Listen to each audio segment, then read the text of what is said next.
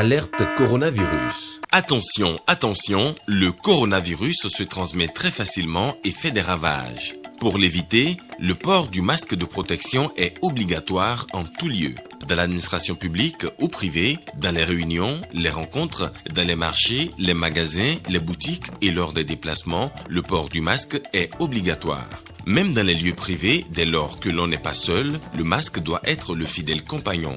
Mais attention, le port de masque de protection ne dispense nullement d'appliquer les autres mesures de prévention, notamment le lavage des mains à l'eau et au savon et l'observance de la distance de sécurité sanitaire d'au moins 1 mètre entre personnes.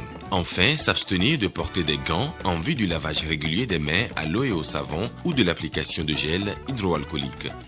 Pour tout savoir sur l'épidémie du coronavirus au Bénin, rendez-vous sur le site web www.gouv.bj/coronavirus. Ceci est un message du gouvernement de la République du Bénin. Bonjour à tous, bienvenue si vous nous rejoignez dans cette édition. Retour sur l'actualité de la rentrée. Les cantines scolaires ont rouvert en même temps que l'école et des repas chauds ont été servis aux enfants le premier jour de l'école. C'est le constat fait par le représentant du Programme alimentaire mondial qui a parcouru quelques écoles du département de l'Atlantique. Le point avec Rachidatou Biomama et Jean Nobimé. L'une ne va pas sans l'autre. Depuis quelques années déjà, le premier jour des classes rime avec le démarrage des cantines scolaires. Guy Mesmé Adoua, représentant résident du Programme alimentaire mondial, l'a checké en sillonnant à quelques écoles du département de l'Atlantique. Première escale, l'école d'Odiro dans l'arrondissement de Sékou. Visite des lieux, échange avec les responsables et parents d'élèves. Ici, les cuisines ont rouvert et les repas scolaires au rendez-vous dans le respect des gestes barrières. Quelles sont leurs impressions?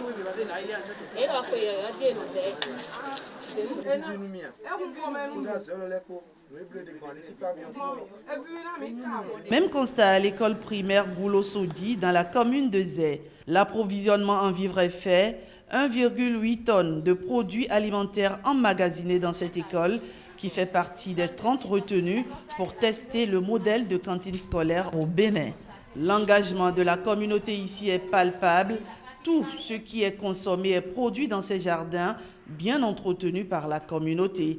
Un bel exemple de réussite de cantine scolaire salué par tous. Au niveau de la commune de Zé, la communauté à la base a compris l'enjeu. Et c'est pour ça que cette communauté a pris l'initiative d'implanter déjà un jardin pour assurer le fonctionnement permanent des cantines scolaires. Mes chères mamans, je voudrais, au nom du préfet du département de l'Atlantique, vous remercier pour votre esprit de citoyenneté. À Glofanto, dans la commune d'Abomey-Calavi, les efforts des communautés sont également appréciés. Les repas scolaires en ce premier jour d'école sont au rendez-vous. Toutes les écoles que nous avons visitées ce matin, les enfants ont mangé à temps, la cuisine a fonctionné très bien, les vivres ont été livrés à temps et je pense que c'est une satisfaction parce que ce n'est pas évident procéder d'abord à l'achat des vivres, au transport primaire, transport secondaire, s'assurer que les vivres sont dans les écoles et que les communautés sont mobilisées et que la cantine fonctionne, c'est beaucoup de choses. Mais constater que finalement toutes ces choses ont été réalisées et que les enfants sont en train de manger, je suis très satisfait, je pense que c'est un très bon résultat. Créé en 2017, le programme de cantine scolaire court déjà à sa fin. Il est à souhaiter une plus grande implication des communautés. C'est déjà un gros résultat. Maintenant, il faut travailler pour que le programme soit durable, qu'il ne soit pas seulement pour servir pendant un moment, mais qu'il serve pendant longtemps. Et cela nécessite une forte implication des communautés. C'est à la communauté de s'approprier de tout ce qui a été fait. Parce que si on le laisse faire par d'autres personnes, quand ces gens vont se retirer, le projet s'éteint. L'année scolaire 2020-2021 enregistrera encore des repas chauds pour chaque enfant du Bénin. Telle est la vision du gouvernement mise en œuvre par le Programme alimentaire mondial. Autre actualité dans ce 13h, on prend la direction du Septentrion où dans le département du Borgou, la Confédération nationale des artisans du Bénin se réjouit du vote de la loi et la promulgation de cette loi portant création des chambres des métiers de l'artisanat. Les membres de la Confédération ont manifesté leur reconnaissance à travers un message dont voici. Vu les dispositions d'établissement et la délivrance de la carte professionnelle biométrique des artisans, contribuant ainsi à une meilleure valorisation qualifiante et professionnelle des femmes et des hommes des métiers au Bénin. Vu la mise en place des projets d'assurance pour le renforcement du capital humain H et notamment le volet formation qui impacte déjà le secteur de l'artisanat sur toute l'étendue du territoire national. La cerise sur le gâteau est le vote et la promulgation de la loi numéro 2020-24 du 2 septembre 2020 portant création des chambres des métiers de l'artisanat du Bénin par le chef de l'État. Nous, artisans du département du Borgou, mobilisés au sein de la CIM et des collectifs d'associations et groupements professionnels d'artisans de toutes les communes du département du Borgou, remercions de vive voix et de tout cœur son Excellence Monsieur le Président de la République Patrice Talon pour sa grande vision et ses ambitions de faire de l'artisanat béninois un des principaux leviers de développement de notre cher pays, le Bénin. Soutenons et accompagnons de façon indéfectible la mise en œuvre du grand chantier de développement de notre pays en général et de notre secteur en particulier, pour lesquels nous attachons un prix dans la continuité de leurs opérationnalisations, pour réitérer notre ferme détermination à faire chemin avec vous pour la suite des grands défis à relever à moyen et à long terme. Et puis, cette bonne nouvelle sur le Bénin qui tient enfin son hôpital de référence. Les travaux de construction de l'hôpital de zone de Calavi ont été lancés hier. Les travaux ont été lancés par le ministre de la Santé. Suivez le reportage de Marcel Arossi. Derrière ce coup de pioche, 3 ans de travaux pour offrir aux Béninois et aux populations de la sous-région des soins de santé les plus recherchés.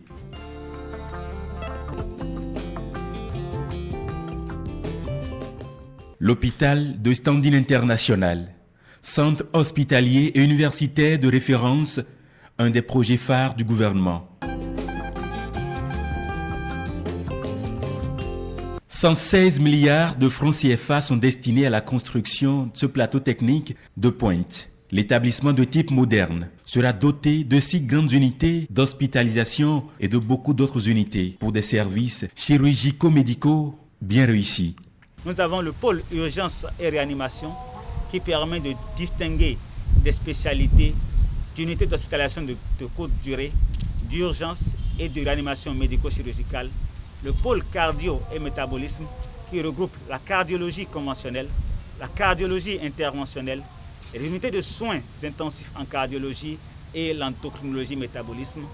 Le pôle oncologie qui permet de dispenser des soins d'oncologie médicale, de soins palliatifs, mais également de chirurgie gynécologique et oncologique de pointe.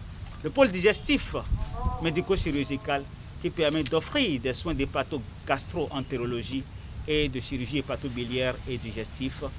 Le pôle locomoteur et neurochirurgical qui permet d'offrir des soins de traumatologie, d'orthopédie et de neurochirurgie de pointe. Le pôle tête et cou qui permet d'offrir des soins maxillofaciales, d'odontologie, d'otorhinolaryngologie et également d'ophtalmologie. Le pôle cardiovasculaire et thoracique qui permet d'offrir des soins de chirurgie thoracique et de chirurgie vasculaire.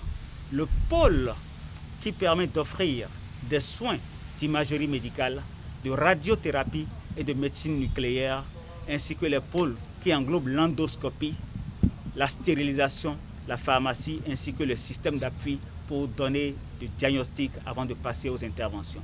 C'est vous dire que grâce à ce programme alléchant, des soins de pointe seront désormais offerts au bout de ces 3 années de travaux aux populations béninoises, réduisant de fait l'inéquité qui existait pour l'accès aux soins.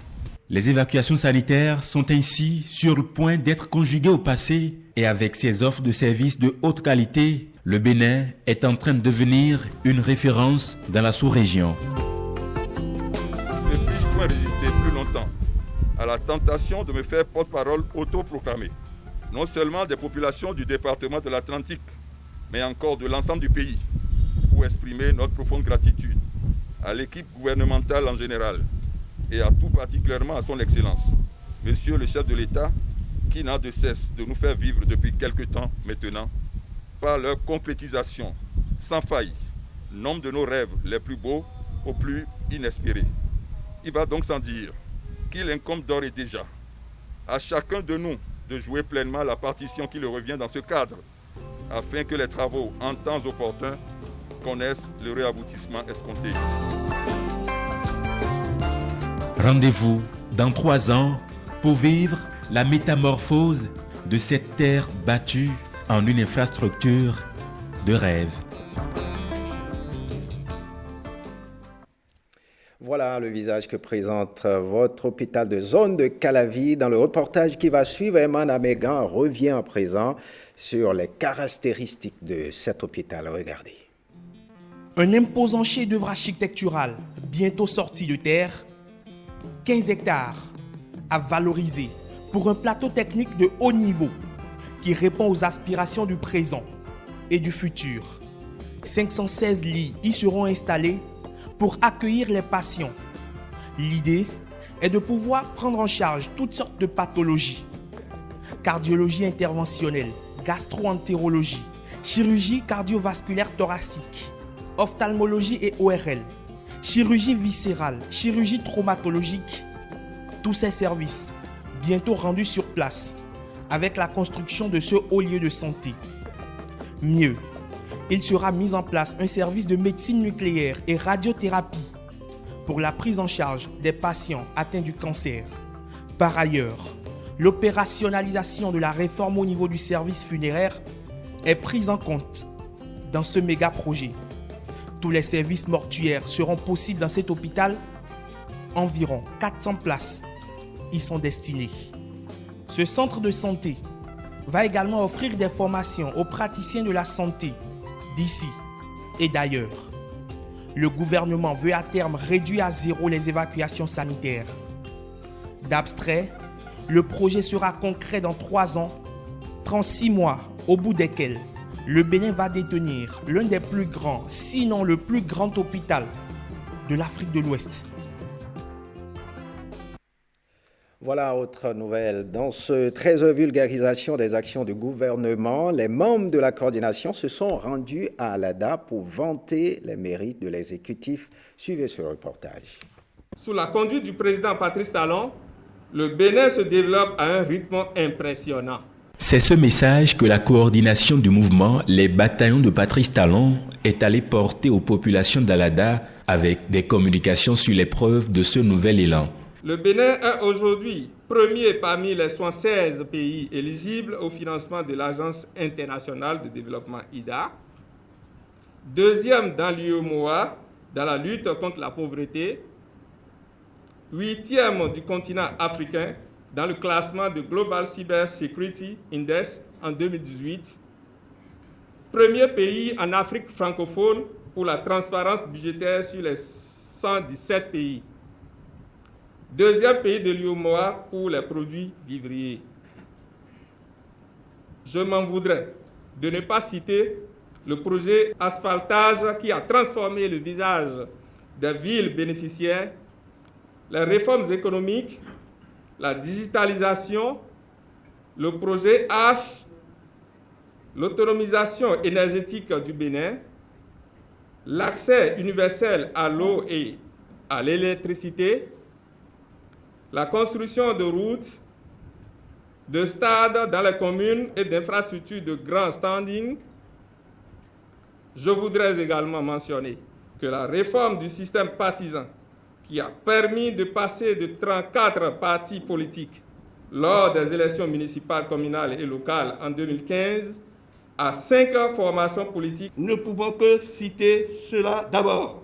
Cet exercice aurait pour principal but de faire front à la désinformation et de restaurer la confiance des populations à la nouvelle forme de gouvernance qui, selon ses leaders, privilégie l'intérêt général. Vous avez suffisamment d'éléments pour éclairer la lanterne des populations de votre commune qui se laissent manipuler par des agents aux intérêts inavouables. Je reste persuadé que les efforts du gouvernement dans chaque secteur de la vie socio-économique et politique sont connus de vous. C'est à cette séance que la coordination communale de ce mouvement se voit installée ici pour la poursuite de leur mission.